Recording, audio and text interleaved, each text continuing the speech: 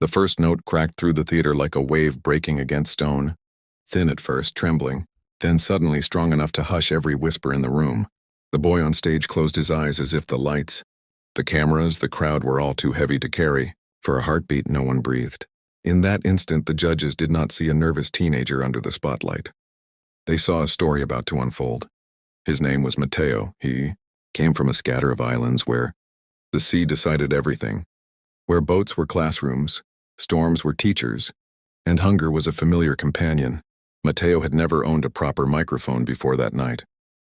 Back home, he sang into the wind, into rusted tin roofs, into the open mouths of waves that carried his voice farther than he could ever swim. Music was not a dream there. It was survival. Mateo grew up in a wooden shack balanced on stilts above shallow water. When the tide rose, the sea crept under their floor like an uninvited guest. His father had been a fisherman, strong and patient, with hands that smelled of salt and rope. His mother sold dried fish at the local market, her smile wide even when her earnings were small. They did not have much, but they had songs.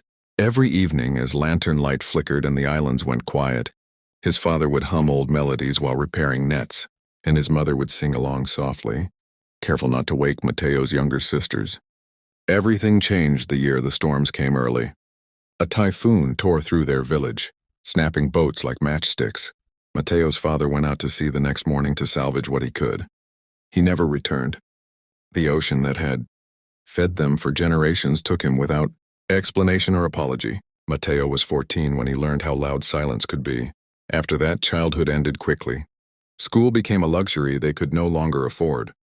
Mateo woke before dawn to help his mother, hauling baskets, bargaining with customers twice his age, learning how to stretch a handful of coins into meals that barely filled their plates. At night, when exhaustion weighed on him like wet clothes, he sang. He sang because it was the only thing that made the ache in his chest loosen. He sang because when he did, he could imagine his father somewhere beyond the horizon, listening. The islands did not offer stages or audiences. Mateo sang at the docks, for tourists who passed through and tossed coins without asking his name. He sang at small fiestas, standing on crates under strings of borrowed lights. Sometimes people stopped. Sometimes they cried. Often they just walked on. But every song left something behind, like footprints in sand, proof that he had been there. One afternoon, a traveling volunteer recorded him on an old phone. Mateo didn't know what auditions were or how far the world extended beyond his islands.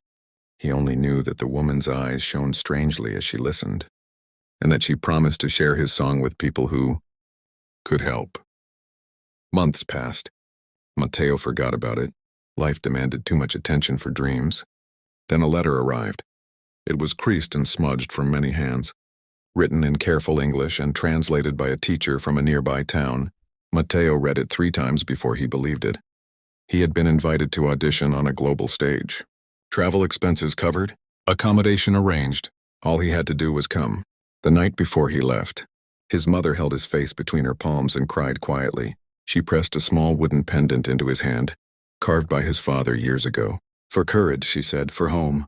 The city where the audition took place felt like another planet. Tall buildings replaced palm trees. The air smelled of concrete instead of salt. Mateo clutched his worn backpack and tried not to disappear into the crowd. Backstage, surrounded by polished performers and confident voices, doubt crept in like a rising tide. What was he doing there? He had no fancy clothes, no training, no safety net if he failed. When his name was called, his legs shook so badly he thought he might fall. The judges smiled kindly, asking where he was from, how old he was, what he would sing. Mateo answered softly, his accent thick. His hands clasped tight around the pendant in his pocket. He chose a song his father used to hum, one about longing and return, one about the sea. The music began. At first his voice quivered, thin with nerves. Then something shifted. The lights faded. The crowd vanished. Mateo was back on the islands, barefoot on warm sand, singing into the endless blue. His voice deepened, carrying years of loss, hope, and stubborn resilience. Every note held a memory. Every breath carried a promise. One judge leaned forward, eyes glassy. Another covered her mouth, tears spilling freely. The audience sat frozen, caught between heartbreak and wonder. Mateo did not see them. He sang like someone who had nothing left to lose and everything left to give. When the final note faded, Silence filled the room. Then came the applause. It rose slowly, then crashed like waves against shore, louder and louder until it felt endless. Matteo opened his eyes, startled, unsure if it was real. The judges stood. One of them spoke, voice thick with emotion, saying that talent like his could not be taught, that pain had carved depth into his sound. Another told him that his story mattered, that his voice carried more truth than any polished performance. Matteo listened, heart pounding, tears blurring the lights. Then it happened. A judge reached for the golden buzzer. Time slowed. The sound echoed through the theater, sharp and final, followed by an explosion of golden confetti raining down like sunlight. Matteo gasped as the crowd erupted. He dropped to his knees, overwhelmed, hands shaking, tears streaming freely down his face. Somewhere far away, across oceans and islands, his mother was watching on a borrowed television, crying and laughing at the same time. In that moment, Matteo was no longer just a poor boy from the islands. He was a voice heard around the world. The weeks that followed were a blur. Interviews, rehearsals, messages from strangers who said his songs gave them strength. He sent money home, enough to repair their house, enough to send his sisters back to school. But more than that, he sent hope. Proof that dreams could cross water, that beginnings did not define endings. On the night of his next performance, Matteo stepped onto the stage with steadier hands. He looked out at the crowd and smiled. This time he knew he belonged there, not because of fame or applause, but because his journey, with all its hardship, had meaning. He sang again, not just for himself, but for every child listening to the sea and wondering if it could ever carry them somewhere better.